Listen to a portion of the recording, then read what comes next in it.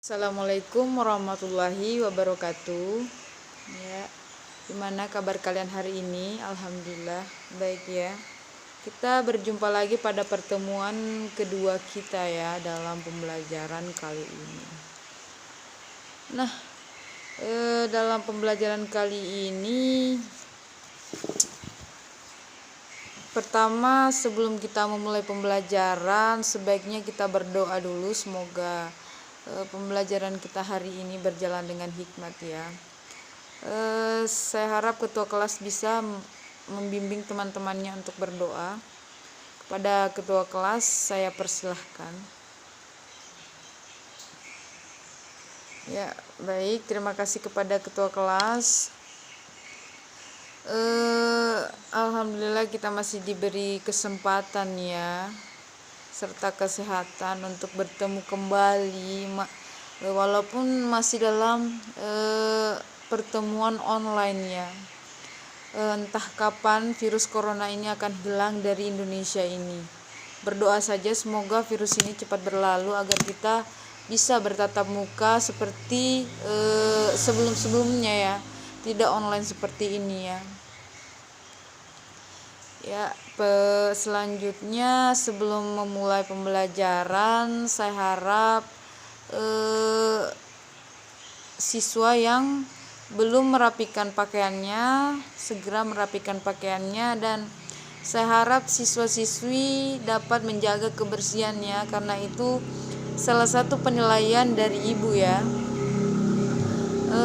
Selanjutnya siswa-siswiku sekalian agar mempersiapkan alat tulisnya agar supaya nanti mencatat semua materi-materi yang akan ibu sampaikan ya atau ibu jelaskan.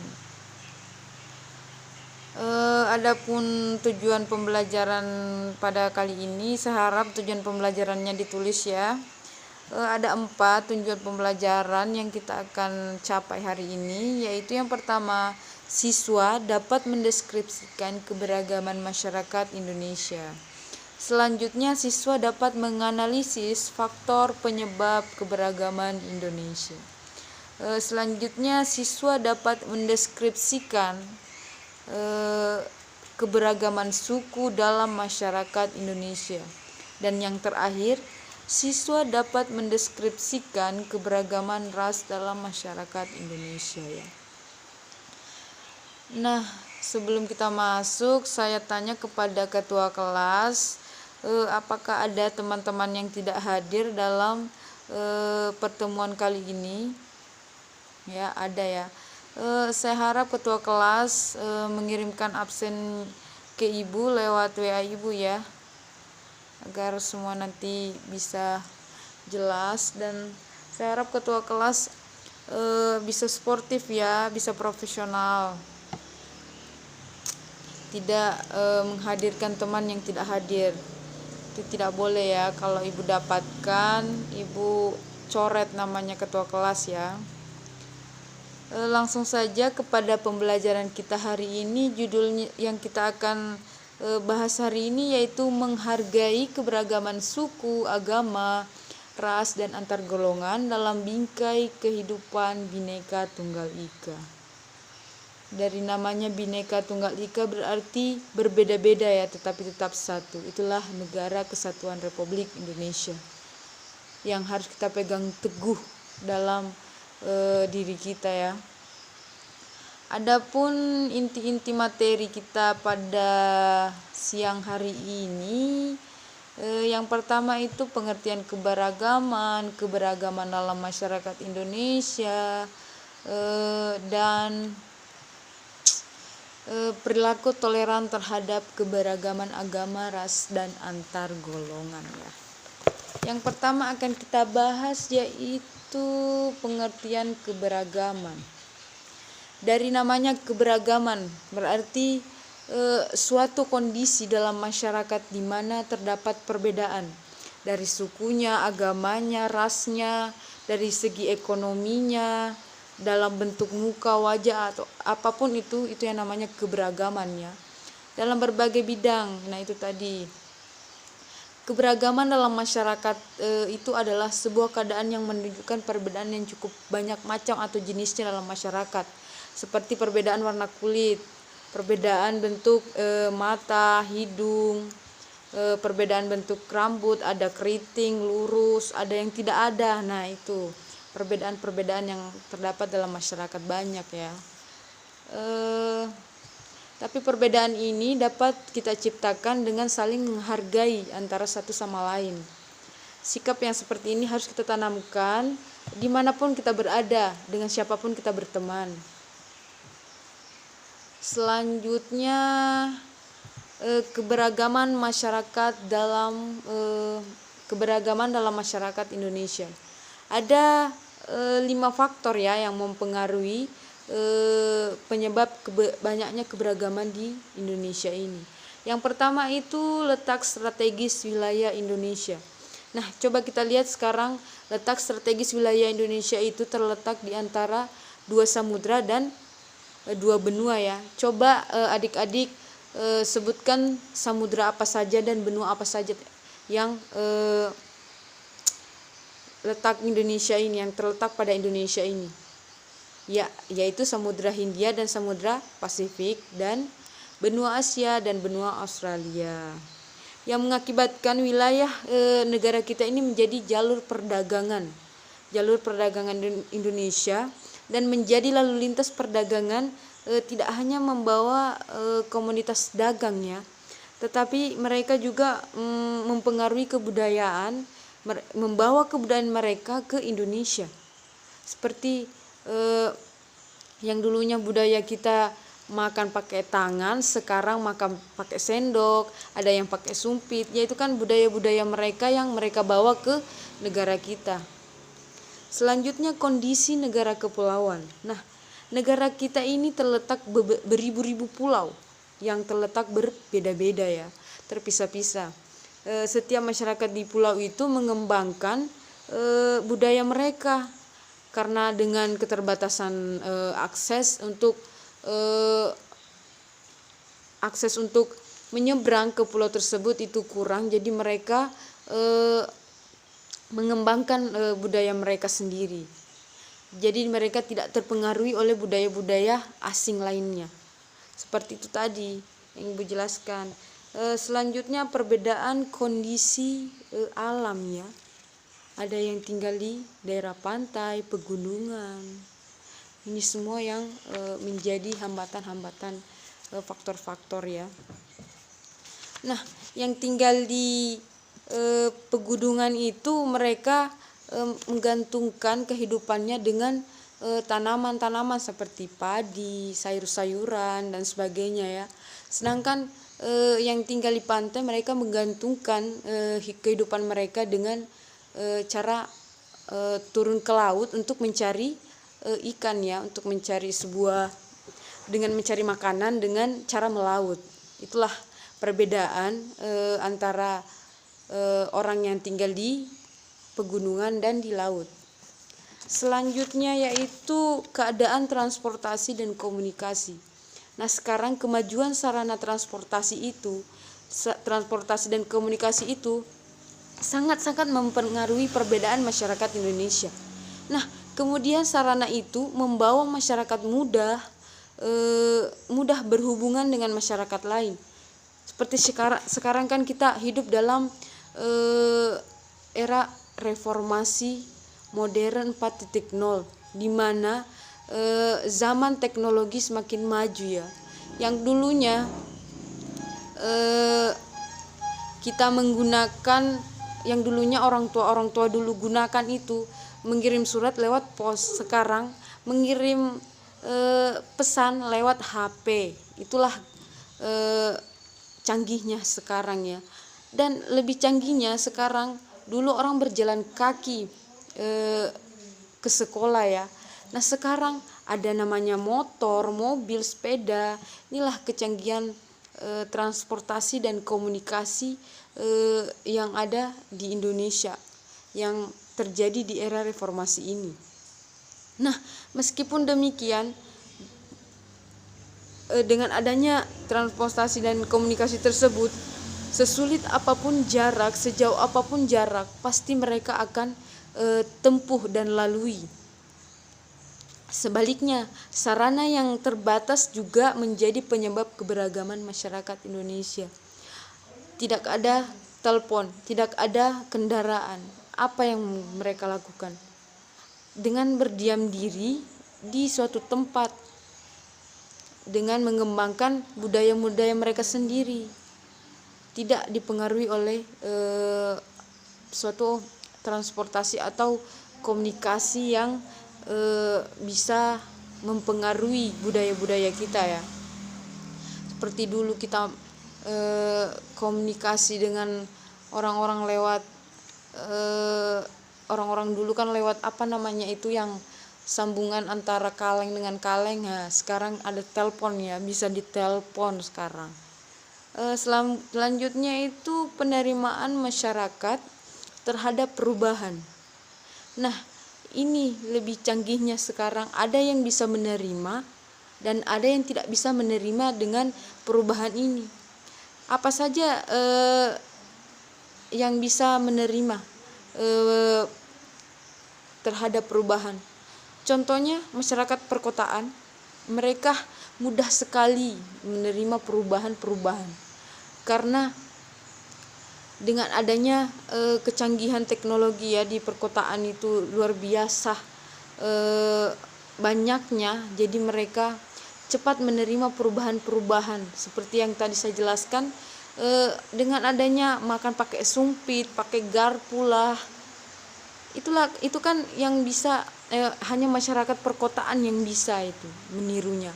Kalau masyarakat pedesaan kan saya rasa itu mereka tidak mudah terpengaruh oleh perubahan-perubahan itu. Mungkin mereka berpikir dua kali, makan pakai sumpit, makan pakai sendok, lebih enak makan pakai tangan kan, lebih nikmat, lebih terasa. Mungkin mereka berpikir seperti itu, ataupun mereka kurang adanya informasi tentang tentang komunikasi ya, tidak jarang memegang namanya gadget atau HP lah yang sejenisnya untuk mencari informasi-informasi lebih tentang dunia-dunia luar ya. Kalau masyarakat perkotaan cepat sekali mereka menerima perubahan tersebut karena mereka memiliki alat komunikasi yang lumayan bagus, mempunyai gadget atau HP yang bisa mereka browsing, buka-buka apa sih yang tren-tren sekarang, seperti memakai baju ya. Kan Indonesia dulu bajunya sopan, masyarakat Indonesia dikenal dengan pakaian-pakaian yang sopan ya. Dengan adanya perubahan sedikit demi sedikit, ada yang memakai celana di atas lutut, baju satu tali, itu kan semua perubahan-perubahan yang bisa yang masyarakat kota bisa terima dengan cepat ya dengan adanya gadget itu. Selanjutnya yaitu kita masuk pada intinya, yaitu perilaku toleran terhadap keberagaman agama, suku, dan antar golongan ya. Nah, di sini Tuhan menciptakan kita manusia itu berbeda-beda dan beragam. Kalau kita sama semua, contohnya kalau kita menjual semua, siapa yang membeli? Ya kan? Kalau kita sekolah semua, siapa yang mengajar? Itu kan Tuhan menciptakan keberagaman. Kalau kita misalnya laki-laki semua, tidak ada perempuan, apa yang dilakukan? Ya kan, itulah Tuhan menciptakan perbedaan-perbedaan yang beragam ya. Nah, perbedaan itu adalah anugerah yang kita patut syukuri. Karena mengapa kita harus bersyukur dengan adanya itu, dengan adanya keberagaman itu. Nah, dengan adanya keberagaman itu, kita menjadi bangsa yang besar, yang arif dalam bertindak. Kita berpikir dalam bertindak. Oh, kalau saya jualan, dia jualan, siapa yang beli ya? Oh, ya saya akan melakukan usaha yang ini atau melakukan pekerjaan yang ini agar tidak sama-sama ya, menjual sama-sama, menjual makanan sama-sama, itu kan orang pusing. Nah, selanjutnya agar keberagaman bangsa Indonesia juga menjadi sebuah kekuatan, kita bangun keberagaman bangsa Indonesia itu dengan dilandasi dengan persatuan dan kesatuan negara Republik Indonesia. Dan semboyan kita apa? Bhinneka Tunggal Ika. Coba adik-adik, saya tanya, apa arti dari semboyan kita? Bhinneka Tunggal Ika. Iya, berbeda-beda tetapi tetap satu. Walaupun kita berbeda dari segi kulit, hidung, mata, rambut, suku, bahasa, apapun itu, walaupun kita berbeda-beda, kita harus saling menghargai. Tidak boleh kita apa sih dia? Tidak boleh begitu dia. Kita ini Indonesia, NKRI itu negara kesatuan kita, negara kesatuan Republik Indonesia. Maupun kita dari ujung pulau dengan ujung pulau bertemu dan tidak mau siapa dia? Orang lain. Nah, itu tidak boleh. Selanjutnya yaitu terakhir, persatuan dan kesatuan di sebuah negara yang beragam dapat diciptakan salah satunya dengan perilaku yang menghormati keberagaman bangsa. Dalam wujud perilaku toleran terhadap keberagaman tersebut. Nah, inilah menghormati. Menghormati itu timbulnya dari kesadaran kita. Kalau kita tidak sadar dengan hal-hal tersebut, itu akan tidak tercipta. Rasa menghormati itu akan hilang. Nah, itulah dibutuhkan kesadaran dari dalam diri kita ya. Nah, sikap toleransi itu berarti kita menahan diri ya. Jangan berbuat seenak-enaknya. Kalau ada orang berpendapat maunya dilawan terus dengan pendapatnya yang berbeda, tidak ya, hargai pendapat orang itu. Bersikap sabar walaupun orang-orang lain berkata apa tentang agama kita atau bahasa kita, adat kita. Kita harus sabar, kita harus menahan diri ya, agar tidak terciptanya saling ribut-ribut ya, apalagi bermusuhan. Banyak terjadi sekarang antara masyarakat Papua dengan apa ya kemarin ya, cuman gara-gara hal sepele mereka jadi bermusuhan. Itu tidak boleh. Dan berhati lapang terhadap orang-orang yang memiliki pendapat berbeda. Jangan orang lain berpendapat ini, kamu juga berpendapat ini, tidak saling menghargai, jadilah keributan. Jadi untuk adik-adik, kalau ketemu dengan orang atau ada orang berpendapat, biarkan mereka berbicara. Nah, kalau dia sudah berbicara, baru kalian bilang, memakailah kata-kata yang sopan. Nah, juga kalau ada bertemu dengan orang tua ya, harus kita hormati, kita hargai karena dia lebih tua dari kita. Sesama kita pun sama-sama umur, sama-sama berteman ya, kita harus juga saling menghargai. Tidak boleh kita saling mengejek-ejek, apalagi sekarang banyak itu. Apa sih kamu kribo? Itu tidak boleh. Kita harus menghargai teman kita ya. Walaupun begitu-begitu dia juga teman kita, dia selalu membantu kita dalam kalau kita kesusahan ya pasti mereka bantu. Mereka tidak sampai hati itu tidak membantu kita ya. Nah, toleransi sejati itu didasarkan atas sikap hormat terhadap martabat manusia ya, hati nurani dan keyakinan. Kalau kita dikuatkan dengan agama, pasti kita rasa hormat itu akan timbul ya, tidak akan, pokoknya saling menghormati itu akan saling menghormati tidak merugikan, malah menguntungkan kita ya. Serta keikhlasan sesama apapun agama, suku, golongan, ideologi, ras atau pandangannya. Nah, keikhlasan sesama apapun agama. Kalau berteman itu harus ikhlas, nggak boleh ikhlas, nggak boleh tidak ikhlas. Apalagi kalau berteman cuman ingin berteman dengan memilih-milih temannya, memilih teman yang di atas sedikit derajatnya, seperti orang kaya lah, berteman dengan orang kaya. Nah, itu banyak yang terjadi sekarang, maunya dia berteman dengan orang kaya karena banyak uangnya, padahal berteman dengan sesama derajat, maksudnya sesama, ya dengan kata lain orang-orang miskin, orang-orang sederajat begitu kan, itu lebih bagus ya. Tidak ada, kalau kita kesusahan apapun pasti mereka bantu. Kalau misalnya uang orang teman kamu yang kaya tadi habis, pasti kamu tinggalkan ya, karena kalau kamu tinggalkan tidak ada lagi mau yang berteman sama kamu, begitu ya. Nah, baik adik-adik, sampai di sini apakah ada yang ingin bertanya atau bagaimana? Atau ibu terlalu cepat menjelaskan? Kalau terlalu cepat bilang ya.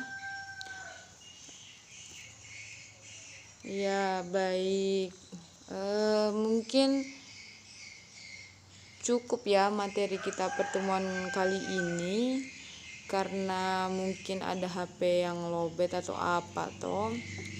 Jadi saya akhiri cukup di sini ya.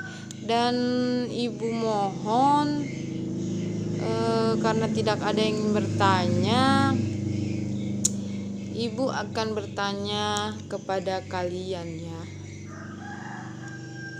Coba jelaskan kembali apa yang dimaksud dengan keberagaman itu ya. Coba saudara Jupri. Ya. Iya. Baik. Rupanya saudara adik Jupri ini dia memperhatikan ya. Ya, baik. Jangan lupa tugasnya yaitu merangkum semua apa-apa yang kita pelajari hari ini, dan lagi-lagi harus dan tugasnya ibu ini harus dikirim di email ya. Email ibu sudah dikirimkan oleh ketua kelas minggu lalu. Alhamdulillah, pembelajaran kita hari ini berjalan dengan hikmat. Semoga pembelajarannya bisa tersimpan di otak ya. Kalau tidak tersimpan di otak, ada di buku, bisa dibuka-buka, dibaca-baca. Jangan ditulis saja sampai di rumah tidak dibuka-buka, kasihan bukunya menangis. Nah, penguatan dari ibu yaitu ciptakan kesadaran saling menghormati pada diri kalian, agar terciptanya sikap toleransi yang baik ya, sikap keberagaman yang baik, tidak ada yang bermusuhan ya. Lihatlah contoh sekarang itu, harus kita pintar memilah-milah ya, bagaimana perbedaan yang menghormati yang baik, menghargai yang baik dengan cara kita berkata-kata sopan ya. Itu harus dilakukan, karena dengan kita bertoleransi yang baik akan timbul tali persaudaraan yang baik pula. Tidak ada yang namanya saling bermusuhan lagi, tidak boleh ya. Cukuplah kemarin-kemarin banyak terjadi perbedaan-perbedaan seperti itu ya.